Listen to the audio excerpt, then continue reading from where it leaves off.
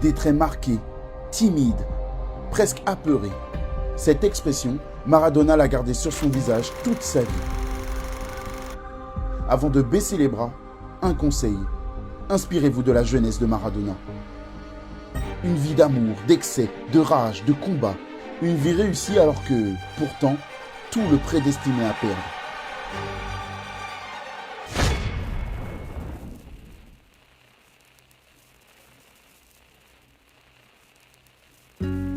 C'est dans la misère que Diego Armando Maradona voit le jour en octobre 1960. Il grandit à Villa Fiorito, un bidonville dans la banlieue de Buenos Aires. Les maisons y sont défoncées et les ordures pas ramassées. La drogue et la violence forment le voisinage des Maradona. Diego Senior est ouvrier à l'usine pour tenter de gagner un peu d'argent afin de garnir le garde-manger, pendant que Doña Tota, sa mère, s'occupe d'éduquer leurs 7 enfants. Le comportement de sa mère interpelle Diego. Très souvent, au moment de passer à table, Doña Tota se plaint de maux de ventre. Une douleur telle qu'il l'empêche même de manger. Ou presque. Ma mère n'a jamais eu de douleur au ventre. À chaque fois que le repas arrivait, elle nous disait « j'ai mal au ventre ». C'était un mensonge. La vérité, c'est qu'il n'y avait pas assez à manger pour tout le monde. Parmi les sacrifices faits par les parents de Diego, il y a ce ballon de football acheté pour l'anniversaire de leur fils qui fête ses 3 ans. C'est avec ce ballon qu'il réalise ses premières prouesses, semaine après semaine, éclaboussant tout Fiorito par sa technique sans pareille. Diego prend rapidement conscience que c'est ce ballon qui va déterminer l'avenir de sa famille. Le jeune Diego n'a pas le choix. Il doit réussir pour sortir ses parents, ses frères et ses sœurs de la misère. Et pour ça, le talent seul ne suffit pas. Il doit désormais s'armer de détermination. Ce supplément d'âme, Diego doit le montrer dès son entrée dans son premier club de foot, les Argentinos Juniors. Âgé de 8 ans, Maradona est plus musclé que les autres enfants de son âge, mais reste néanmoins beaucoup plus petit qu'eux. Certains dirigeants du club l'accusent d'être plus vieux que son âge et d'être en réalité un adolescent nain. Doña Tota est même obligée de présenter le certificat de naissance de son fils pour prouver qu'il n'a pas plus de 8 ans. Sa première licence de football validée, Maradona crève l'écran. Aucun défenseur ne réussit à lui prendre le ballon. Sa technique balle au pied et sa force dans les jambes lui permettent de battre n'importe quel défenseur. À tel point qu'il devient rapidement l'ennemi numéro 1 dans les yeux des parents des joueurs adverses. Ces derniers ne comprennent pas comment un enfant si petit, si atypique, si pauvre puisse être meilleur que leurs enfants. On l'insulte. Sale pauvre, tu as la peau sombre, tuez-le. Le jeune Diego répond sur le terrain.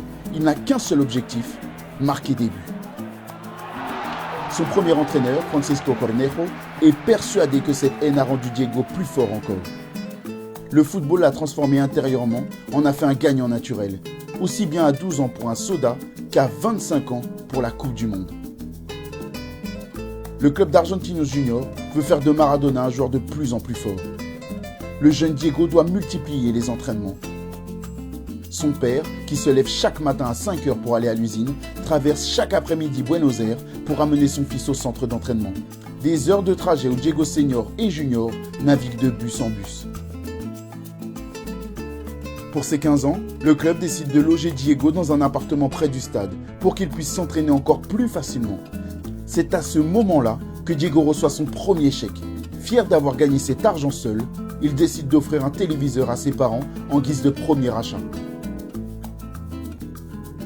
À 15 ans, Diego est devenu comme un autre père pour nous. Il a rendu notre quotidien plus confortable. Maradona le sait, il doit devenir le meilleur s'il veut pouvoir payer une nouvelle maison à ses parents. Et pour devenir le meilleur, il faut évoluer avec les professionnels. 10 jours avant de fêter son 16e anniversaire, Maradona devient le plus jeune joueur de l'histoire à jouer en première division argentine. La foule chante déjà son nom.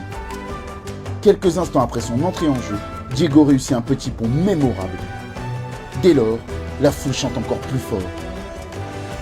Maradona marque son premier but en professionnel 2 semaines après avoir fêté ses 16 ans. L'Argentine tient son plus grand crack.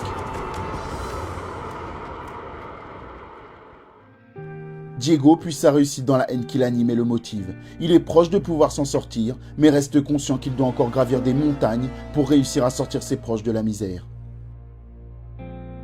Il était en colère quand on disait que les enfants de son quartier étaient tous crasseux, ignorants et inutiles. Il voulait devenir le symbole de cette population d'exclus.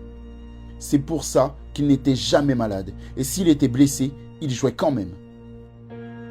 Blessé, Diego Maradona l'a été toute sa vie. Blessé par son passé, blessé par des trahisons, blessé par une santé fragile, blessé par ses addictions. Il a toujours été blessé, mais il ne s'est jamais arrêté de jouer. Et quand Diego jouait, Maradona gagnait. Le reste appartient à l'histoire. Si un tas d'incertitudes autour du côté sombre de Maradona demeurent éternelles, deux choses sont sûres quand on évoque El Pibe de Oro. Il a aimé viscéralement le football et il n'a jamais vraiment quitté son âme d'enfant, celle qui lui a donné la force nécessaire pour ne jamais perdre espoir.